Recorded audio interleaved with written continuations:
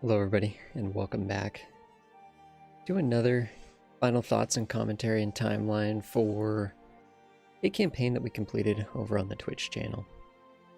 This time as Sweden. So of course we're going for Sweden is Not Overpowered. It's an achievement where we have to control all of the Baltic. The other achievement that we were going for was Lion in the North. So as a Protestant, as the leader of the Protestant League, win the Religious League War of the HRE, right? So, and yeah, it was an interesting run. I have to say, this was one of the trickiest runs I think I've ever done. Like, Sweden is supposed to be easy. Sweden is supposed to be easy. The only person that we like consistently beat up with relative ease was Denmark. Everything else was a complete struggle. Poland was basically working, was benefiting from our work. We attacked the Teutonic Order. Poland immediately declares on the Teutonic Order. We attack, it looks like they already got a bunch of Livonia, but we take a little bit of Livonia, they take the rest of Livonia. And of course, we need all of this, right? We need Memel. We need Memel for the achievement.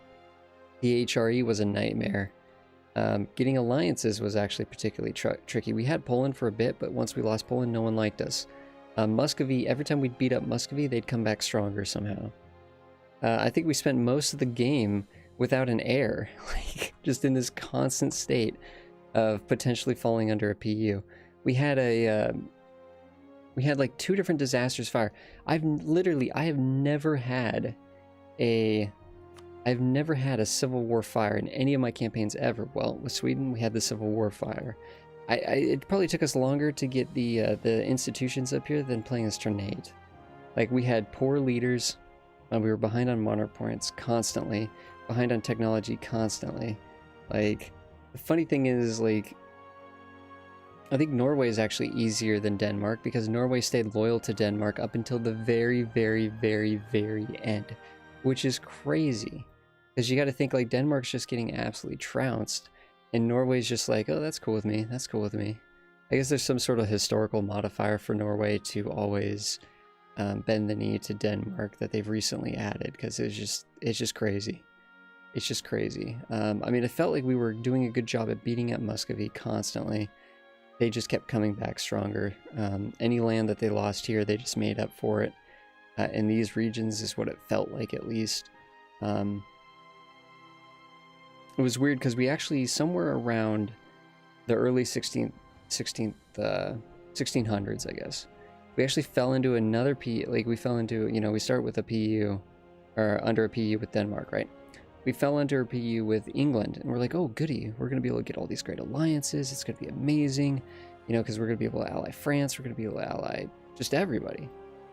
We end up getting an ally with France. France is willing to do nothing for us the entirety of the game, and because it's just distant war, everything is distant war. Poland, distant war. In fact, actually, they liked Poland. They were buddy-buddy with Poland, so we needed some way to attack Poland. The funny thing is, in the end, I think we go mano-a-mano with Poland. We declare on Poland, the Ottomans declare. And we're like, you know what, at the end of the day, we're okay with that. We were okay with that. Because, well, it sort of distracted Poland just enough. But Poland had, like, so many troops between Lithuania and Poland. I mean, it was like we were outnumbered 2-1. Muscovy, we were outnumbered like 2-1. No big deal, though. We ended up winning because eventually, by the time we actually ended up attacking Poland, luckily we only needed 1 war with Poland. I think we ended up having a coalition after we took the Brandenburg land. Austria lost the emperorship pretty early. Bohemia was the powerhouse this game. Bohemia stayed Catholic. Brandenburg was Catholic. Austria was Catholic. But some interesting things ended up happening down the stretch here. The Pope was just having a game as well. Pope was doing well. Ottomans were kind of just the Ottomans. It didn't really bother us too much. We ended up getting the Ottoman alliance, I want to say, like, literally in the year of the 1600. The funny thing is, there was a point when I think we had Austria, Ottomans, France, like the Netherlands were allied to us, but the Netherlands were 3,000 ducats in debt. The Ottomans were like a decent ally, but we couldn't build favors with them very easily because they were so powerful. France didn't want to attack anybody because they loved everybody, and it was distant war, distant war, distant war. Every time it was just claiming that everything we wanted to do was a distant war. Austria was really just constantly without troops, without manpower. They were just getting beat up constantly, actually. But the funny thing was, somewhere around this point, right? So we only have a few years at this point, right? One of our goals, so we have officially gotten... Okay, no, we need to attack Lubeck right now. We need to take this land from Lubeck, which we are going to take in a singular war. But this is the war that we just beat up Poland, right? We attack on Poland. Ottomans, we didn't get to call the Ottomans in, but as soon as we declare on Poland and start beating them up a bit, the Ottomans are like, oh, this is going to be an easy war to take Moldavia. So they declare, and they start beating them up from the other side. Now, we did the brunt of the work, but the Ottomans still ended up helping us out there. We ended up taking all the land that we need from them in one swoop. We take all the land we need here. This is kind of when we're in like coalition territory, because we're also going to be taking all of this too, right? But the interesting thing is here, as soon as we get out of this war, finally, we, well, this, I believe it was the war against Brandenburg, potentially. Well, we took one province, then we released Pomerania, and then we ended up doing a reconquest war for the rest, and then we ended up integrating Pomerania. So that was a while ago. It's, you know, I'll admit, guys, I'm sorry, this is actually the second time I'm having to record this, because the first time there was an issue with it was like super low quality, it just didn't make sense. It was like even lower than 720p. I was going to let it run if it was going to be 720p, but YouTube was just freaking out when I tried to upload it. Something went wrong with the recording initially, but so here we are, me trying to remember exactly what happened. But one of the things is, basically this entire campaign was an absolute struggle. I mean, people, like, we're in the year 1600. I'm sure people could have done this. People could get this done probably in the first 100 years of the game, not 150 years of the game. We could have done so much more at this point. I could have probably played Norway and had more land than this by now. Just the way that Norway can ally Sweden instead of like where in this case Norway was constantly aligned with Denmark. I think actually no, it was the Lubeck War. It was the Lubeck War. So we're about to finish a war with Lubeck. There we go. Boom. We just took all this land from Lubeck. This war, of course, Lubeck is part of the HRE. So we were fighting Bohemia, right? We've also, you can see that we've released Nitra to split Bohemia and just kind of weaken them. We separate pieced out Hamburg, Cologne, Württemberg, just a bunch of these different little nations here. Bremen, a bunch of these little nations, we separate pieced them. We forced as many people to Protestant as we possibly could. Here's the funny thing. The leagues have not even formed yet. It's 1605, the leagues have not formed. So we had to force Cologne to be Protestant, because none of the electors changed to Protestant independently. So the leagues have never even formed. In fact, we only have like 10 years before that whole event just fizzles. Like the opportunity for the war completely fizzles. So it's like, cool, we get out of the war, the leagues have officially formed, we joined the Protestant League. By the way, we had a secondary disaster. We had the Danke War, the Swedish unique disaster for being Protestant. That ended up firing, but we ended up kind of like shrugging that off. It wasn't a big deal, but the Civil War was a big deal. We were, manpower was such an issue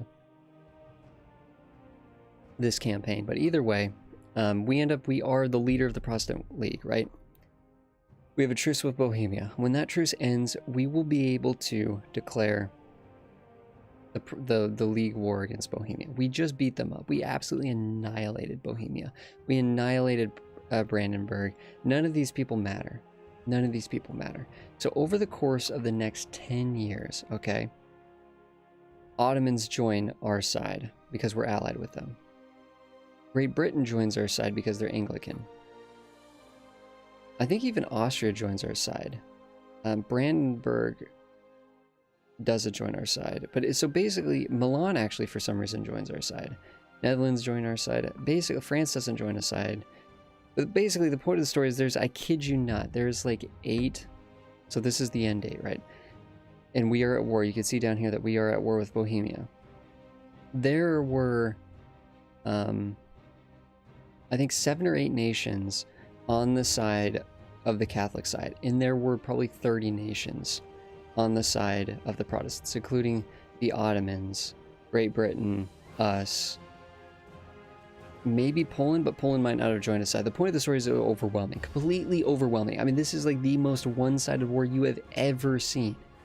Like, the Catholics are going to get absolutely wrecked. We're going to get Lion in the North. We're going to get the achievement. Everything is great, right? Everything is great. Well, no. Because literally 1 year, I kid you not, 1 year before our truce ended with Bohemia, our leader dies. Our leader dies. The queen takes over. So we're in a queen regency. Apparently, and our heir is 14 years old, okay? Our heir is 14 years old right now. We are in a queen regency. So our heir is 1 year away from taking the throne. We cannot be the league leader in a queen regency, apparently. Gellery actually gets, I kid you not, Gellery becomes the league leader, instantly declares on Bohemia because they don't have a truce on Bohemia. So we are now in the league war, but we are not the leader of the league. Gellery is. Therefore, we have failed Lion of the North. So that entire campaign is a complete failure, just like a blink of an eye, because our leader died, and our heir was only 14 years old, and we were 1 year away from getting the truce with Bohemia. Look at the sides on this. Look at the sides. So they have Spain and Muscovy. Look at the sides on this, though. Think about this for a second. Muscovy, who we beat up repeatedly. Bohemia, who we literally just beat up and split in two. Brandenburg, who we've been beating up. I mean, these are the people we literally just beat up by ourselves in the last war. Then it's Spain, who's not going to do anything. In Muscovy. These guys aren't going to do anything. We have the Ottomans in Sweden, and then Great Britain. And then Milan, even, for crying out loud, is going to contribute quite a bit. A bunch of nations down here. I mean, this is overwhelming. I just think it's hilarious how overwhelming this is. And we literally have we have 3 times as many cannons as them, 3 times as many cav, and 50% more infantry. And we don't even look at the navy here. We have twice as many heavy. It's just overwhelming. It's completely overwhelming. This is going to be an easy win, and Gellery's going to get all the glory. Gellery's going to get all the glory. Gellery's going to become the lead, the leader of the HRE and all this nonsense. So the campaign is a failure. We were able to get Sweden is not overpowered. Sorry, but we have failed to achieve Lion in the North, and that's the end of the campaign. That's the end of the campaign. We're going for those 2 achievements. We got one, failed the other, and it was a very interesting run, guys. That was probably one of the hardest campaigns I've ever done, and it was a Sweden, which is crazy when I compare the other campaigns that we've done on the Twitch channel. It's just, I can't believe Sweden was that tricky. It was just like every minute. It was it was a complete roller coaster, start to finish. But thank you so much, everybody, for watching. I will see you guys on the next one.